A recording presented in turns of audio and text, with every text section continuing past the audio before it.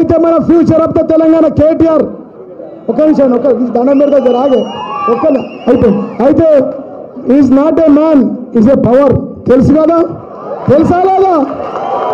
వెంబడవాడి ముఖ్యమంత్రి వెంటాడి వేధించి వేధించి వెంటాడి ప్రతి నిత్యం నిద్రలో పొద్దున పొద్దున పొద్దున కేసీఆర్కు ఒక నిమిషం బ్రేక్ఫాస్ట్ కేసీఆర్ లేదు, నిద్ర పడతలేదు. డమ్మి ముఖ్యమంత్రి రేవంత్ రెడ్డి గారికి రాత్రి నిద్రలో కేటీఆర్ అని అత్తుండు. రాత్రి 12కి వదిలేకు లేచి తమ్మని కేటీఆర్ అంటున్నట. మా వదిలే అరే ఏం పుట్టింది రాబాయి నీకు, అప్పుడేమో అట్ట తలుగుతుంది, ఇప్పుడేమో ఓడి గెలిచినా కానీ ఇట్ట తలుగుతున్నావు అంటే నాకు ఒక్కటే రెండే కోరికలమ్మా. పొద్దున కేసీఆర్ పేరు లేకపోతే నాకు నిద్ర రాదు. దేవుడు రాత్రికి నాకు నిద్రలో కేటీఆర్ పట్టుకున్నాడు. రేపేం మాట్లాడతాడో భయం. పొద్దున ఇక ఇంకో బాధ ఏంటంటే అరే 20 నెలలు అవుతుంది నా పేరు తీయాడు కేసీఆర్. అరే రామ ఇది ఎక్కడరా నాయన నా బాధ. 20 నెలల్లో ఒక్కసారి కూడా పేరు తీయాలంటే నీ పేరు ఎందుకు ఇస్తారో, నువ్వు రాక్షస జాతి అవుతుంది. అంతేనా కాదు? అందుకోసమే మా కేటీఆర్ అన్న బిడ్డ ముఖ్యమంత్రి రేవంత్ రెడ్డి చెప్తా ఉన్నా మీకు, ఆయన 3 ఫేజ్ల కరెంటు ఆయన ముట్టుకుంటూ అంటే బాడీ మోసం అయిపోతావు. అంతేనా అన్న? సారీ అన్న. ఇప్పుడు మన యువ నాయకుడు కేటీఆర్ గారిని మాట్లాడవలసి కోరుతాం. జై తెలంగాణ, జై తెలంగాణ. ఒక్కసారి అన్ని పిడికిల్లేవాలి. కేసీఆర్ గారి నాయకత్వం. ముందుగా సోదరి వాళ్ళ తిరిగి సొంత గుటికి చేరుకున్న మా ఆడబిడ్డ శ్రీమతి విజయభారతి గారి గట్టిగా చప్పట్లతో స్వాగతం చెప్పాల్సిందిగా కోరుతూ, గౌరవనీయులు నిజామాబాద్ జిల్లా పార్టీ అధ్యక్షులు మాజీ శాసనసభ్యులు ఆర్మూర్ సోదరులు ఆశన్న గారి జీవన్ రెడ్డి గారికి, పెద్దలు రంగారెడ్డి జిల్లాని తన సమర్థ నాయకత్వంలో గత 25 సంవత్సరాలుగా ఆనాడు డాక్టర్ వైఎస్ రాజశేఖర రెడ్డి గారికి ఎట్లాగైతే ఒక చెల్లెమ్మగా ఆనాడు వారితో పాటు కలిసి నడిచినారో, ఈరోజు మరొకసారి కేసీఆర్ గారికి ఒక సోదరిగా మరి రంగారెడ్డి జిల్లాని అత్యద్భుతంగా ముందుకు తీసుకెళ్తున్న పెద్దలు మాజీ మంత్రివర్యులు మా అందరి అక్క, పోరాటానికి ప్రతీక మా ఆడబిడ్డ శ్రీమతి సబితా ఇంద్రారెడ్డి గారికి, గౌరవ మాజీ ఉప ముఖ్యమంత్రి అన్నగారు, తొందరలో స్టేషన్ గన్పూర్లో ఎలక్షన్ వస్తే తప్పకుండా అక్కడ మళ్ళీ తిరిగి కాబోయే ఎమ్మెల్యే గారు గౌరవనీయులైన శ్రీ తాటికొండ రాజయ్య గారు, గౌరవ నిజామాబాద్ మాజీ శాసనసభ్యులు గౌరవనీయులు సోదరులు బిగాల గణేష్ గారు, గౌరవనీయులు సోదరి మన బోధన్ నియోజకవర్గంలో ఈరోజు షకీల్ గారు అక్కడ లేకపోయినా మరి ముందుండి అక్కడ పార్టీ వ్యవహారాలన్నీ కూడా చక్కదిద్దుతున్న మరొక ఆడబిడ్డ సోదరి ఆయేషా గారు, మన రాష్ట్ర మహిళా విభాగం మాజీ అధ్యక్షురాలు సోదరి శ్రీమతి తుల ఉమ గారు, నిజామాబాద్ జిల్లా పరిషత్ మాజీ అధ్యక్షులు విఠలరావు గారు, పెద్దలు గౌరవనీయులు జిల్లా గ్రంథాలయ సంస్థ మాజీ అధ్యక్షులు శ్రీ ఎల్ఎంబి రాయేశ్వర్ గారు, ప్రొఫెసర్ ఆయచితం శ్రీధర్ గారు, రాష్ట్ర గ్రంథాలయ సంస్థ మాజీ అధ్యక్షులు, సోదరుడు అరవింద్ శర్మ గారు, తమ్ముడు రామ్ నరసింహ గౌడ్ గారు, మా తమ్ముడు మా రాజారాం యాదవ్ గారు, కళ్యాణ్ గారు, ఇంకా కౌశిక్ గారు, ఇంకా పేరు పేరున పట్లొల్ల కౌశిక్ రెడ్డి గారు, ఇంకా పేరు పేరున కౌశిక్ పరిచయం లేదా వారి ఆ కౌశిక్ కాదు ఈ కౌశిక్ అక్క కొడుకు, పేరు పేరున ఈరోజు ఈ కార్యక్రమంలో పాల్పంచుకుంటున్న మా అన్నదమ్ములకు ఆడబిడ్డలందరికీ హృదయపూర్వకంగా నమస్కారం, హృదయపూర్వకంగా మీ అందరికీ స్వాగతం. పత్రికా మిత్రులు మీకు కూడా ప్రత్యేకంగా నమస్కారం.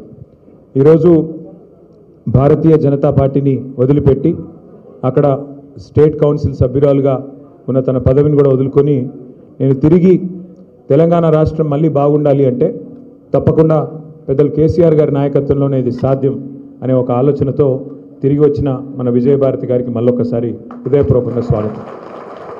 వాళ్ళ వాస్తవం ఏంటి అంటే భారతీయ జనతా పార్టీ మన తెలంగాణకు ఈ గత 11 సంవత్సరాలుగా తీసుకుంటే, రాష్ట్రం ఏర్పడ్డ నాటి నుంచి ఈరోజు వరకు తీసుకుంటే ఏ సాయము చేయలేదు, ఏ న్యాయము చేయలేదు, కానీ గాయాలు మాత్రం చాలా చేసింది.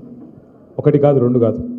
మీరు జాగ్రత్తగా ఆలోచిస్తే 11 ఏళ్ళుగా ఏం జరిగింది తెలంగాణకు భారతీయ జనతా పార్టీ వల్ల అంటే 1 కాదు 2 కాదు, ఎన్నో నష్టాలు చేసింది బీజేపీ. ముఖ్యంగా మా తమ్ముళ్ళు, మా చెల్లెళ్ళు ఎవరైతే యువకులు ఉన్నారో, ఉజ్వలమైన భవిష్యత్తు మీద బంగారు ఆశలు పెట్టుకొని ఉన్నారో వాళ్ళు దయచేసి గుర్తుపెట్టుకోవాలని నేను కోరుతా ఉన్నాను. భారతీయ జనతా పార్టీ ప్రభుత్వం మోడీ గారి నాయకత్వంలో కేంద్రంలో రాగానే తీసుకున్న మొట్టమొదటి నిర్ణయాల్లో ఒకటి మన హైదరాబాద్లో ఉన్న ఐటీఐఆర్ను, అంతకంటే ముందున్న యూపీఏ ప్రభుత్వం ఇచ్చిన ఐటీఐఆర్ అంటే ఇన్ఫర్మేషన్ టెక్నాలజీ ఇన్వెస్ట్మెంట్ రీజన్ అనే ప్రపోజల్ను రద్దు చేసి పారేసింది. అదే ఐటీఐఆర్ కనుక ఆనాడు సంకల్పించిన విధంగా అయ్యింటే ఈరోజు మన ఎదుగుదల ఎట్లాగూ గొప్పగా ఉంది ఐటీలో, కానీ దానికి ఇంకింత కొంత ఊతమిచ్చి మరొక 1,00,00,000 మందికి ఉద్యోగాలు ఇచ్చే అవకాశం ఉంటుండే.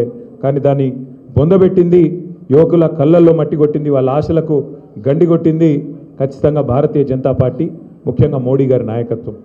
అట్లాగే ఐటీఐఆర్ ఒక్కటే రద్దు చేయలేదు, నేషనల్ డిఫెన్స్ కారిడార్ అంటే హైదరాబాద్లో మీ అందరికీ తెలుసు, మీ మహేశ్వరం నియోజకవర్గంలోనే అక్కడ పెద్ద పెద్ద రక్షణ రంగానికి సంబంధించిన పరిశ్రమలు ఉన్నాయి. పాతకాలం నుంచి ఉన్న పబ్లిక్ సెక్టర్ అండర్టేకింగ్ కంపెనీస్ ఉన్నాయి. ఆర్సీఐ కావచ్చు, డిఆర్డిఎల్ కావచ్చు, డిఆర్డిఓ కావచ్చు.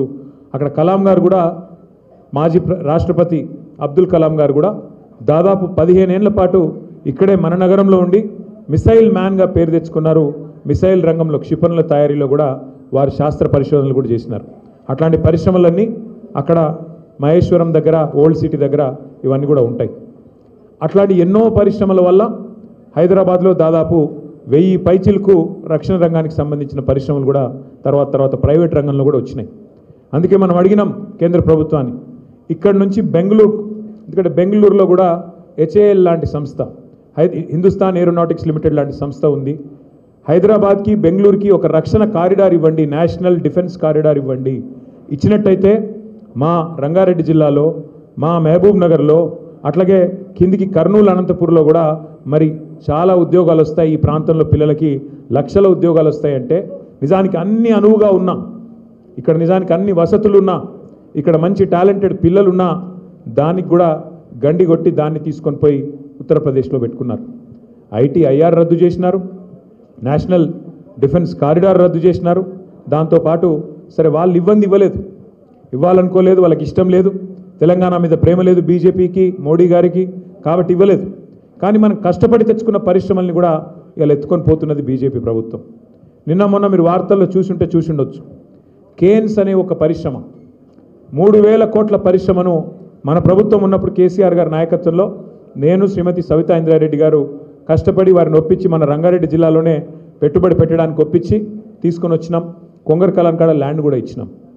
దాన్ని ఇవాళ భారతీయ జనతా పార్టీ వాళ్ళు వాళ్ళ చేయి వడిపెట్టి, మీకు కేంద్ర ప్రభుత్వం నుంచి డబ్బులు కావాలి అంటే, కేంద్ర ప్రభుత్వం నుంచి ఆర్డర్లు కావాలంటే, మా మద్దతు కావాలంటే మీరు తెలంగాణలో పెడితే కుదరది అని గుజరాత్కు తన్నుకొని పోయి మనకి ఇక్కడ రావాల్సిన 2,500 ఉద్యోగాలు ఇవాళ గుజరాత్కి ఎత్తుకొని పోయింది బీజేపీ ప్రభుత్వం.